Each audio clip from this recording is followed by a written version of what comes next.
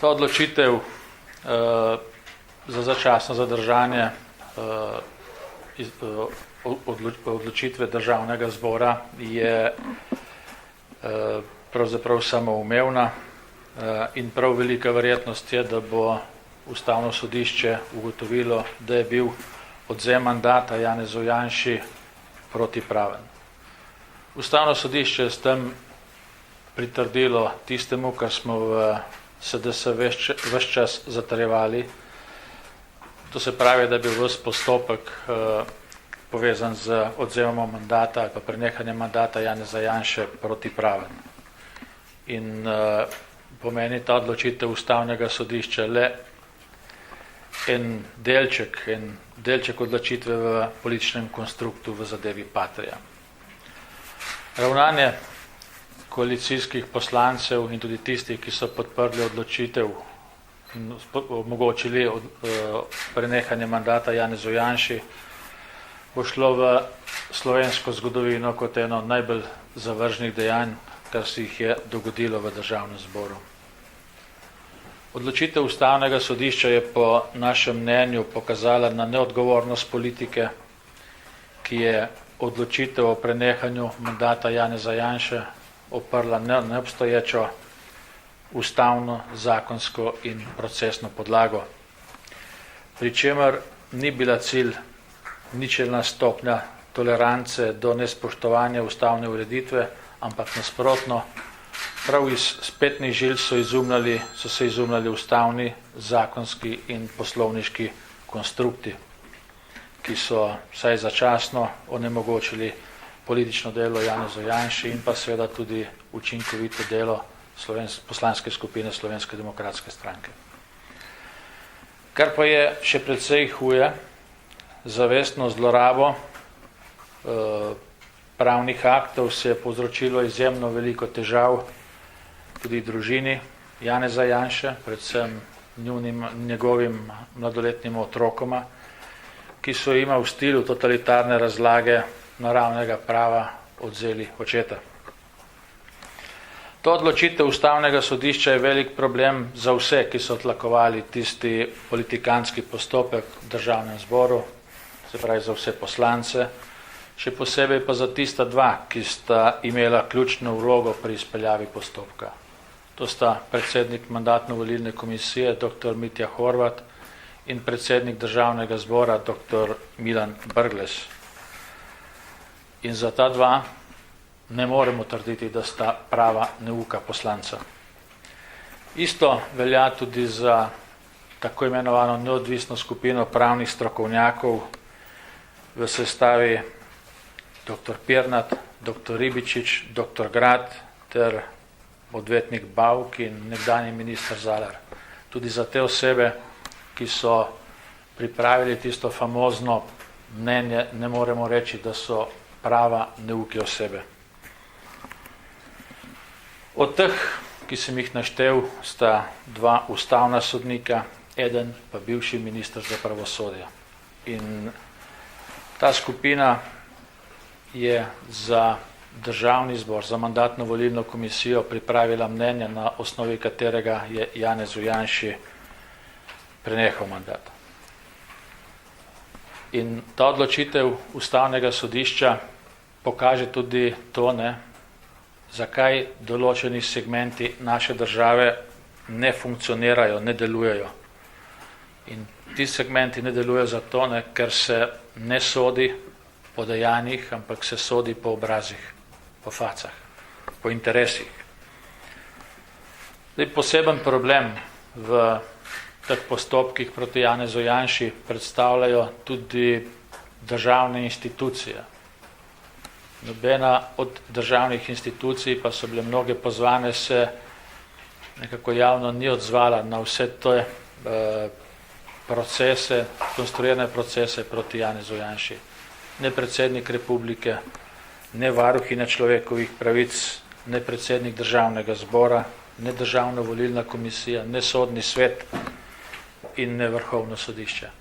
Nasprotno, nekateri so celo zavestno odločali v škodo Janeza Janše.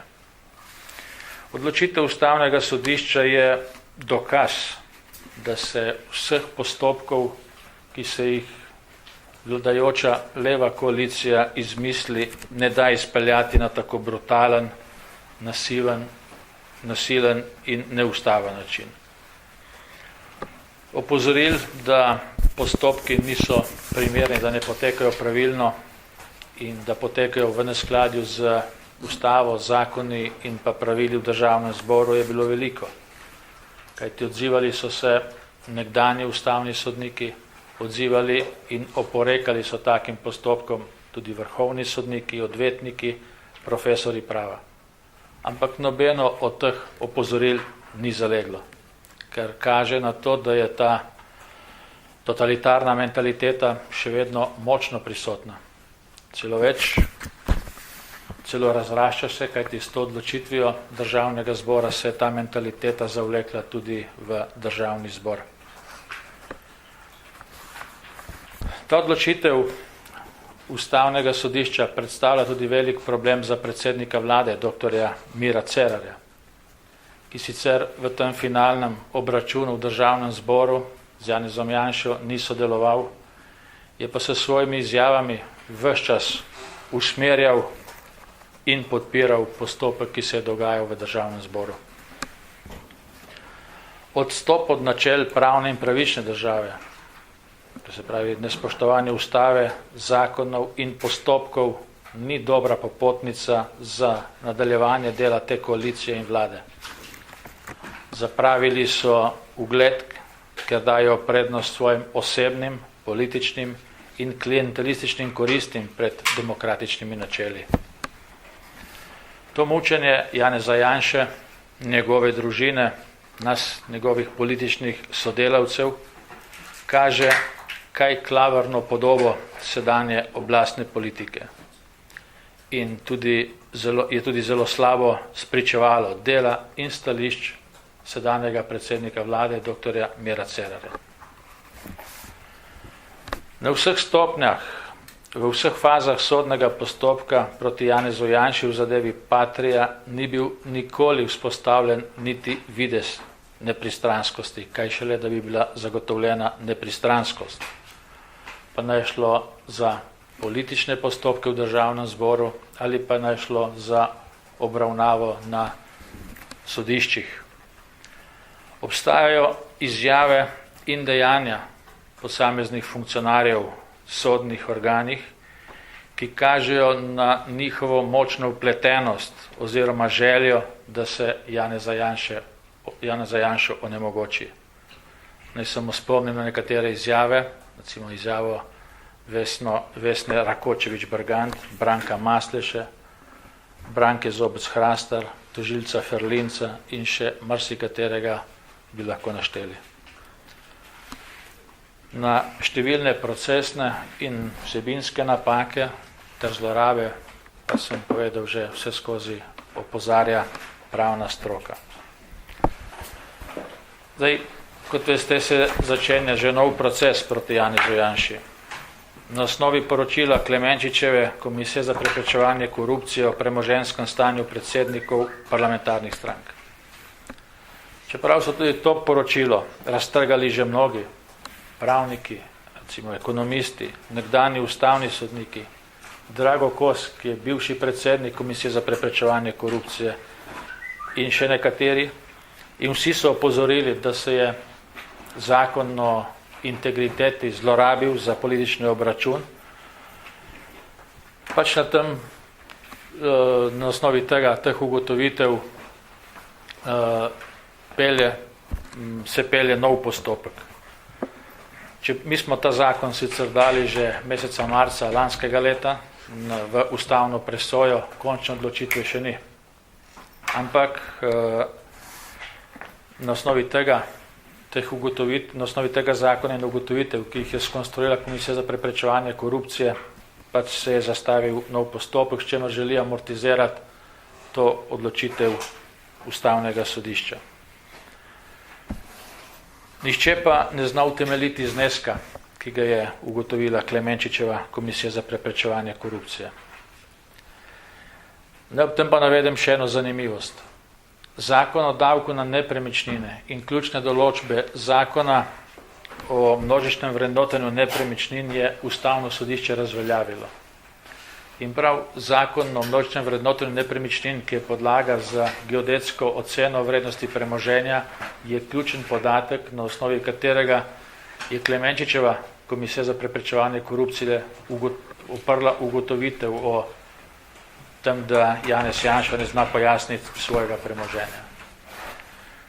Kar je svojevrsten fenomen. Istočasno pa ta isti predsednik Komisije za preprečevanje korupcije ni uspel v skladu z podatki geodetske uprave niti pojasniti svojega premoženja, ker ga niti ni zavedel v evidence geodetske uprave. In kot veste, je bila ustanovljena, če poznate to afero Fishergate, posebna interdisciplinarna skupina, ki naj bi se ukvarjala prav z ugotovitvami poročila Komisije za preprečevanje korupcije. S tem novim političnim procesom, tako je bilo sporočeno prejšnji četrtek, se prekriva današnja slamastika političnih in sodnih odločitev, ki so grajene na več desetletni permanentni averziji proti Janezu Janši.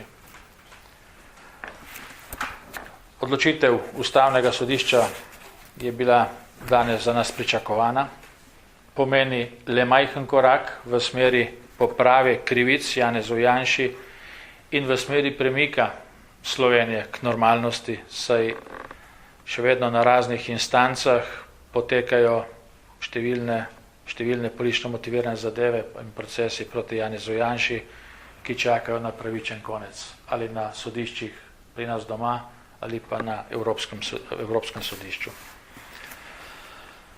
Sicer pa so režiserji protiustavnega konstrukta proti Janezu Janši v ozadju.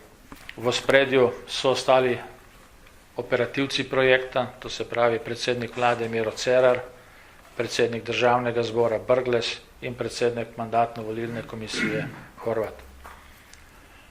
Vsi trije so pred kratkim zatrjevali, da za odvzem mandata prevzemajo politično odgovornost.